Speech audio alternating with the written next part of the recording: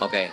Untuk syarat-syarat banyak ya, tapi kalau untuk syarat-syarat menjadi pembimbing ibadah haji itu saat itu udah berhaji, kemudian juga bisa baca Quran, kemudian pemahaman materi, manasik fikih, kemudian juga apalagi ya? Minimal umur 35 tahun. Terus kemudian syaratnya lagi adalah masukin itu ijazah SMA, ijazah kuliah dan lain-lain.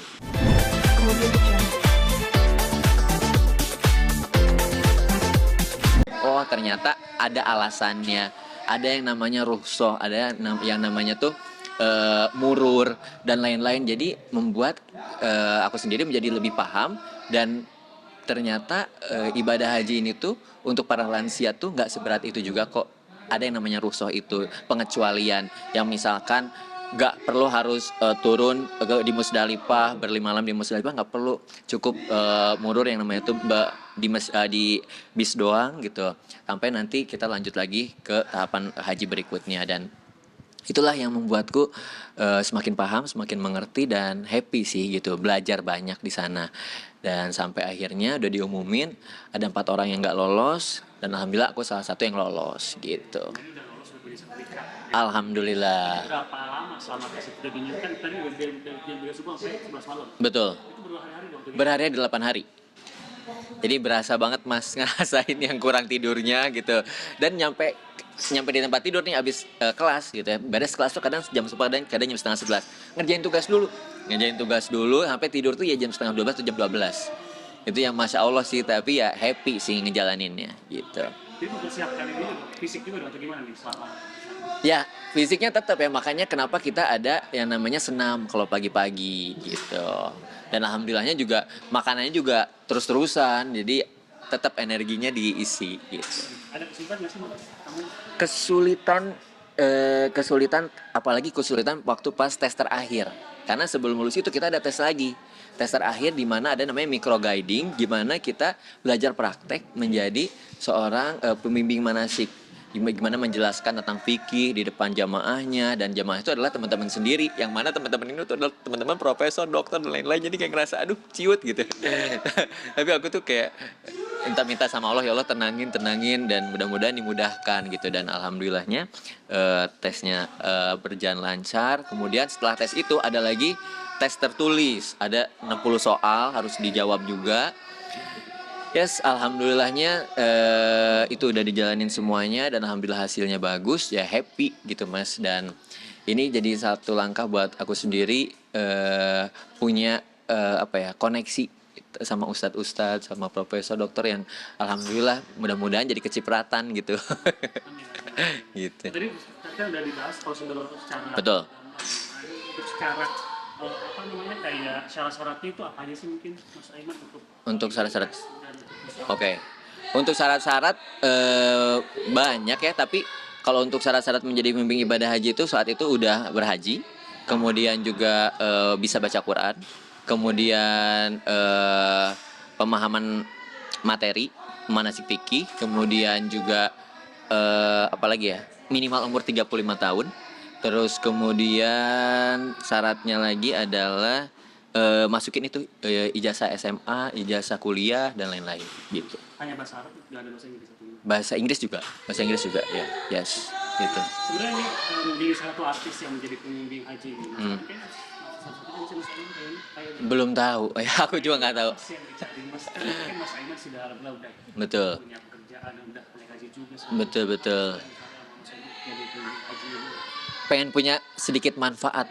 Intinya sih itu ya. Gimana aku hadir tuh di dunia, aku selalu ingat sama kata nenekku, iman bisa jadi apa aja asalkan iman yakin sama Allah, dan ingat apa yang dilakuin harus bermanfaat untuk orang lain gitu. Dan mudah-mudahan aku bisa bermanfaat untuk orang lain, setidaknya biar bisa mengurangi dosa-dosa aku gitu. Dan aku ngerasa bahwa di menjadi pembimbing ibadah haji itu dijelaskan juga kita bukan hanya menjadi pembimbing materi fisik, materi dan fikihnya, tapi yang paling penting adalah melayani para tamu-tamu Allah ini. Itu yang paling berat, karena ada di saat momen-momen aku mendengarkan juga kan di sana tuh ada yang sudah pernah menjadi petugas hajinya juga.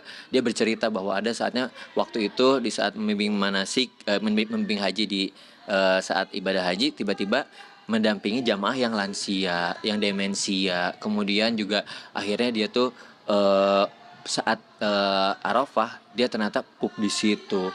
Akhirnya dia yang ngeberesin semuanya. Itu hal-hal yang membuatku, wah ternyata berat ya menjadi pembimbing ibadah haji itu nggak cuma materi-materinya aja yang harus kita kuasain, tapi bagaimana menangani para jamaah-jamaahnya gitu loh. Dan itulah menjadi challenge ya buat saya sendiri, yang mudah-mudahan minta doanya dari teman-teman semuanya. Nah, tahun ini gimana? Udah siap belum sih Mas untuk menjalankan tugas sebagai pembimbing? Bismillah, mudah-mudahan. Tapi untuk kali ini aku tuh nggak ikut pemerintah jadi menemani jamaah-jamaah reguler, karena waktu pas aku mau untuk menjadi petugas haji. Jadi gini, petugas haji ini tuh banyak ya bagian-bagian pekerjaannya. Ada akomodasi, transportasi, konsumsi, pembimbing ibadah haji. Nah, saat mau aku apply petugas haji yang diselenggarakan oleh pemerintah, itu berbarengan dengan aku sertifikasi kelar habis, jadi nggak bisa apply itu di saat itu. Jadi berharapnya adalah di tahun depan. Nah, tapi dengan memiliki sertifikasi ini, alhamdulillahnya tuh peluangnya banyak gitu. Salah satunya, alhamdulillah, aku diajak sama salah satu travel untuk menjadi bagian petugas di travel tersebut, yang mana ini menangani ibadah haji plus gitu. Jadi saat ini yang aku lakukan adalah mengikuti regulasi pemerintah yang mengharuskan untuk submit visa dulu, kemudian syarat-syaratnya, dan juga kemarin udah medical check up gitu. Artinya kapan menjalankan tugas pertama tahun depan? Insya Allah tahun ini, tapi bersama Haji Plus gitu. Nah itu gimana Mas? Maksudnya kalau Haji Plus dan Haji Plus itu ada perbedaan nggak sih kira-kira untuk pembimbing? Pastinya perbedaannya iya, karena kalau misalkan haji reguler yang berdasarkan pemerintah, seperti yang kemarin ada yang namanya ikut namanya itu apa ya, bootcamp ya, ya bootcamp yang ikutin pemerintah. Kemudian juga pekerjaannya makin banyak selama kalau nggak salah 70 hari kalau yang reguler bersama pemerintah, di mana di sini juga sudah mulai bekerja, kemudian juga di sana juga 60 hari kalau nggak salah gitu, dan perbedaan waktunya lebih banyak gitu dibandingkan yang plus gitu mungkin. Kalau misalkan orang awam pengen jadi pembimbing haji, gimana Mas? Kira-kira ada kayak tadi kan harus ada surat rekomendasi segala macam. Betul. Mempermudah orang awam untuk bisa Baik. melakukan itu gimana sih Mas? Kalau untuk menjadi pembimbing ibadah haji, menurutku bisa dicari dari Kemenhaj sekitarnya, kemudian tanyakan kapan ada dibuka gitu sertifikasinya. Kemudian juga bisa kalau misalkan mau menjadi petugas haji, bisa ngikutin Instagramnya dari Kemenhaj juga. Kadang dia tuh mempersiapkan juga jauh sebelum ibadah hajinya. Seperti tahun ini kan dibukanya itu dari bulan September kalau nggak salah gitu. Nah perbedaan pembimbing sama petugas gimana? Nah itu dia, banyak yang agak rancu ya. Jadi begini, petugas haji ini tuh kan ada 5 bagian. Aku kalau nggak salah ya, pokoknya petugas haji itu ada yang bekerja sebagai akomodasi tugasnya, ada yang bekerja sebagai konsumsi, ada yang bekerja sebagai transportasi, ada yang bekerja sebagai pembimbing ibadah haji gitu. Itu jadi bagian pekerjaannya gitu. Biasa beda-beda berarti ya? Nah beda tesnya juga beda-beda. Mas Aiman mungkin boleh sedikit bahas sih yang kemarin teman kita nih Ciki Fauzi juga tetap ikutan. No comment. Aman? Siap. Sip, makasih banyak Mas Siap. Aiman. Thank you ya. Kemudian